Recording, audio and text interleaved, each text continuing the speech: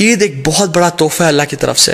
قرآن میں اللہ تعالیٰ فرماتے ہیں قل بفضل اللہ ورحمتہ فبذلک فلیفرحوا، بے شک اللہ کے رحمت اور اللہ کی طرف سے فضل کے ساتھ فبذلک فلیفرحوا، اللہ تعالیٰ اس میں ریجوائس کرو اور خوشیاں مناؤ، کیونکہ یہ بہتر ہے اس سب سے جو تم لوگ جمع کرتے ہو. عید کا دن خوشی منانے کا دن ہے، عید کا دن سونے کا دن نہیں ہے. So I would suggest and recommend all the Muslims to have a blast, enjoy your Eid day. دیکھیں مسلمانوں کی 2 عیدیں ہیں. ایک عید the first Eid comes after the best 10 nights of Ramadan, and the second Eid comes after the best 10 days of Dhul Hijjah. The first Eid comes after the month of fasting, and the second Eid comes after the month of Hajj and Ibadat. The first Eid comes after the best night, which is the night of Laylatul Qadr, and the second Eid comes after the best day, which is the Yawm al-Arafah.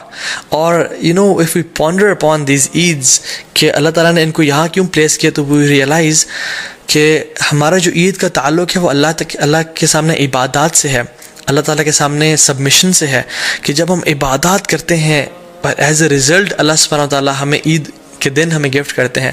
تو عید کی جو اصل essence ہے نا وہ یہ ہے کہ اللہ تعالیٰ کو راضی کیا جائے اور اللہ تعالیٰ کے سامنے سر جھکایا جائے، اور اپنی اصل زندگی کا جو پرپز ہے وَمَا خَلَقْتُ الْجِنَّ وَالْإِنسَ إِلَّا لِيَعْبُدُونَ، ہم نے انسانوں اور جنات کو اپنی عبادت کے لیے پیدا کیا. تو جب انسان اپنا پرپز آف لائف فلفل کر رہا ہوتا ہے تب اسی انسان کے لیے اصل میں عید کا دن ہے.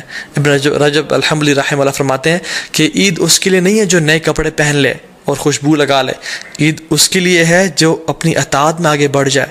عید اس کے لیے نہیں ہے جو کہ بڑے لیوش مینز آف ٹرانسپورٹ لے لے یا اپنا گھر بنا لے.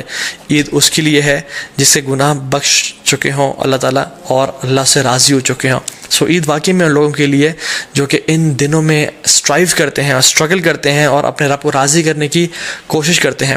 اور عید کی نماز میں ہم لوگ کیا پڑھتے ہیں؟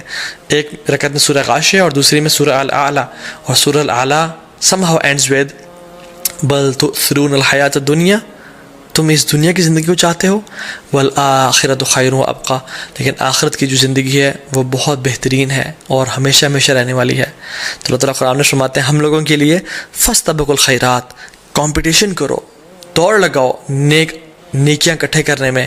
الی اللہ مرجعکم جمیعا، تم سب کے سب اپنے رب کے سامنے ایک دن اکٹھے ہونے والے ہو.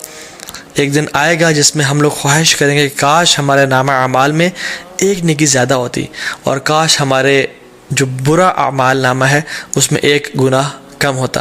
تو یہ وہ 10 دن ہیں جس میں سابقون آگے نکل جائیں گے، اور جو لوگ لیزی ہیں، لیتھارجک ہیں، اور جو لوگ پیچھے رہنے والوں میں سے ہیں وہ پیچھے رہ جائیں گے. سورہ واقعہ میں اللہ تعالیٰ فرماتے ہیں وَالسَّابِقُونَ السَّابِقُونَ أُولَٰئِكَ الْمُقَرَّبُونَ فِي جَنَّاتِ النَّعِيمِ، جو سابقون ہیں وہ اللہ تعالیٰ کے قریبی لوگ ہیں، مقربون میں سے ہیں، اور اللہ تعالیٰ کی جنتوں میں ہوں گے وہ لوگ. So if I want for my self, اور آپ اگر اپنے لیے چاہتے ہیں کہ ہم سابقون میں سے بن جائیں، تو یہ وہ دن ہیں جن کا ہمیں فائدہ اٹھانا ہے انشاءاللہ تعالیٰ. اللہ تعالیٰ اس علم کو ہمارے لیے منافع بنائے اور ان 10 دنوں کو بہترین طریقے سے ہمیں گزارنے کی توفیق دے. بارک اللہ لی و لکم. السلام علیکم ورحمۃ اللہ وبرکاتہ.